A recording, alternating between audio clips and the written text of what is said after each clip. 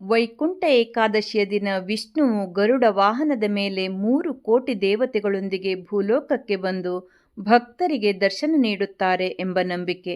ಆದ ಕಾರಣ ಈ ಏಕಾದಶಿಯನ್ನು ಮುಕ್ಕೋಟಿ ಏಕಾದಶಿ ಎಂದೂ ಕರೆಯುತ್ತಾರೆ. ಪಾಪ ನಿವಾರಣೆ ಹಾಗೂ ಆತ್ಮಶುದ್ಧಿಗೆ ಇದು ಶ್ರೇಷ್ಠವಾದ ದಿನ.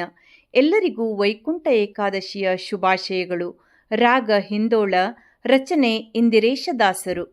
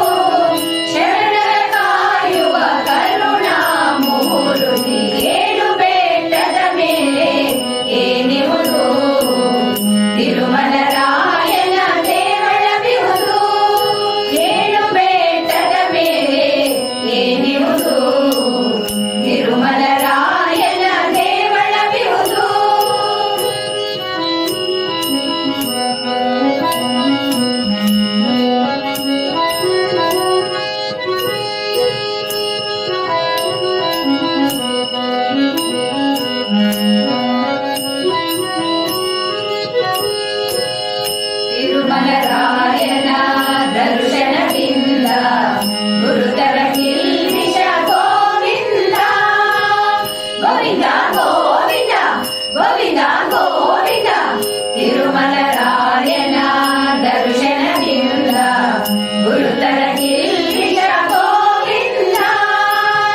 ಆ ಪರಮಾತ್ಮನ ಆರಾಧಿಸಲು, ಆ ಪರಮಾತ್ಮನ ಆರಾಧಿಸಲು ಅಪರಾಧ ಕಡೆ ಗೋವಿಂದ.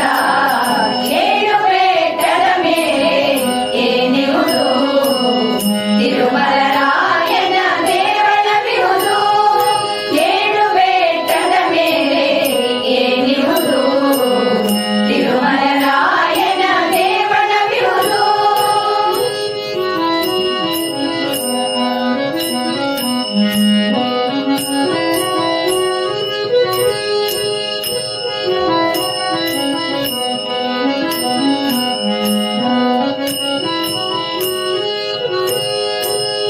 ವೇದ ವೇದ್ಯನು ವೆಂಕಟರಮಣನು ವೇದವ ಮಾಡಲು ಗೋವಿಂದ ಗೋವಿಂದ ಗೋವಿಂದ ಗೋವಿಂದ ಗೋವಿಂದ. ವೇದ ವೇದ್ಯನು ವೆಂಕಟರಮಣನು ವೇದವ ಮಾಡಲು ಗೋವಿಂದ. ಇಂದಿರೇಶನ ವಂದಿಪ ಜನಗಳ, ಇಂದಿರೇಶನ ವಂದಿಪ ಜನಗಳ ವಂದವ ಕಳೆಯುವ ಗೋವಿಂದ. ಏಳು ಬೆಟ್ಟದ ಮೇಲೆ ಏನಿವುದು ತಿರುಮಲರಾಯನ ದೇವಳವಿಹುದು. ಏಳು ಬೆಟ್ಟದ ಮೇಲೆ ಏನಿವುದು ತಿರುಮಲರಾಯನ ದೇವಳವಿಹುದು. ವೆಂಕಟರಮಣನು ಎಂತವನು, ವೆಂಕಟರಮಣನು ಎಂತವನು, ಶರಣರ ಕಾಯುವ ಕರುಣಾಮೂರ್ತಿ.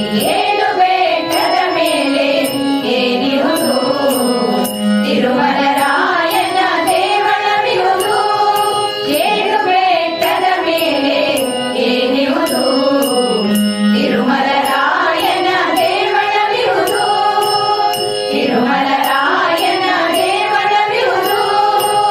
ತಿರುಮಲರಾಯನ ದೇವಳವಿಹುದು.